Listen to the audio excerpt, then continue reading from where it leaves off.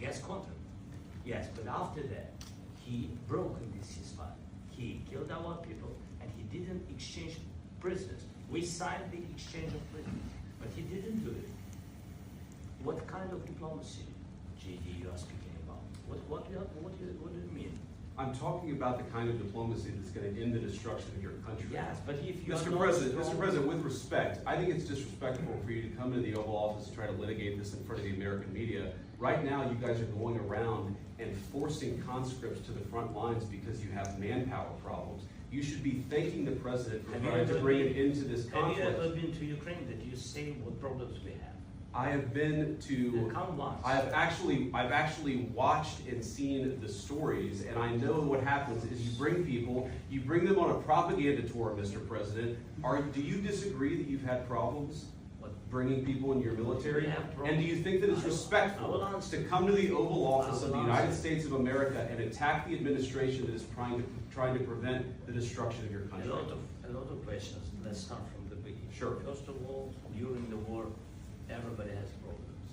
Even you, but you have nice ocean and don't feel now, but you will feel it in the future. God bless. You don't know that. God bless. You don't God know. bless. You will not have a war. Don't tell us what we're going to feel.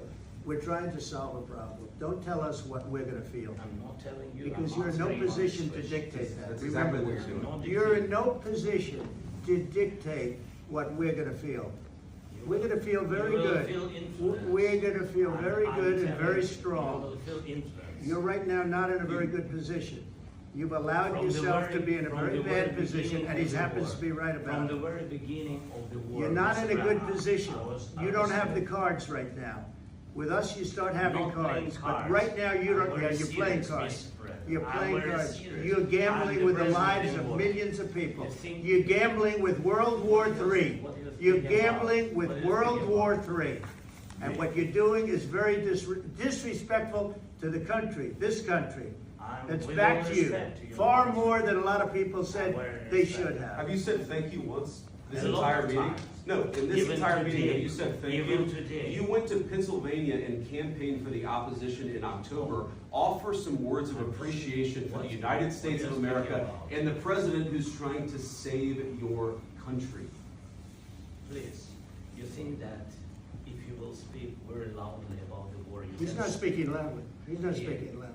Your country is in big trouble. Wait a minute. No, you've done a lot of talking. Your country is in big trouble. I know. You're not winning. You're not winning this.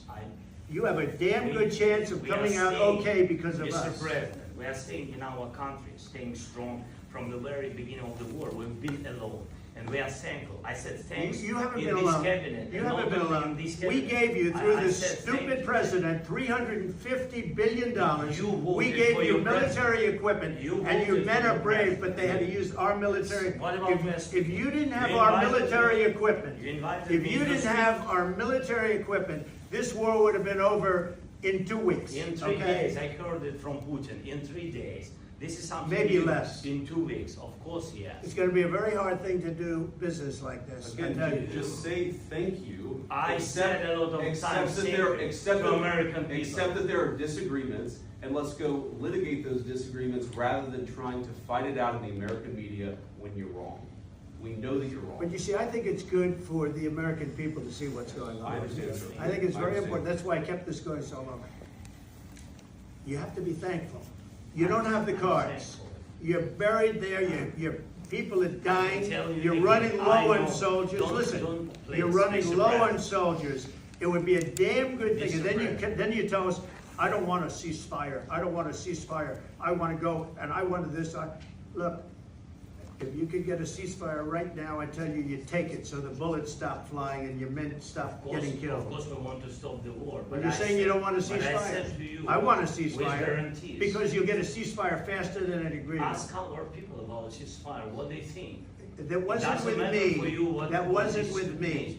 That was with a guy named Biden, who was not a smart person. That was with Obama. It was your president. Excuse me. That was with Obama, who gave you sheets, and I gave you javelins. Yes. I gave you the javelins to take out all those tanks. Obama gave you sheets. In fact, the statement is, Obama gave sheets and Trump gave javelins. You got to be more thankful. Because let me tell you, you don't have the cards. With us, you have the cards. But without us, you don't have any cards. One more question to Mr. Vice President. Hoy, viernes 28 de febrero de 2025, se produjo un tenso enfrentamiento en la oficina oval entre el presidente de Estados Unidos, Donald Trump, el vicepresidente Don Vance y el presidente ucraniano, Volodymyr Zelensky. La reunión, que inicialmente buscaba concretar un acuerdo sobre la explotación de minerales estratégicos de Ucrania por parte de Estados Unidos, a cambio de apoyo económico y posibles garantías de seguridad, derivó en una discusión acalorada frente a la prensa. Trump acusó a Zelensky de jugar con la Tercera Guerra Mundial y de no mostrar suficiente gratitud por el apoyo previo de Estados Unidos en la guerra contra Rusia. Vance, por su parte, calificó de irrespetuoso que Zelensky intentara plantear sus demandas públicamente en la oficina oval, reprochándole una supuesta falta de discreción y agradecimiento. Zelensky,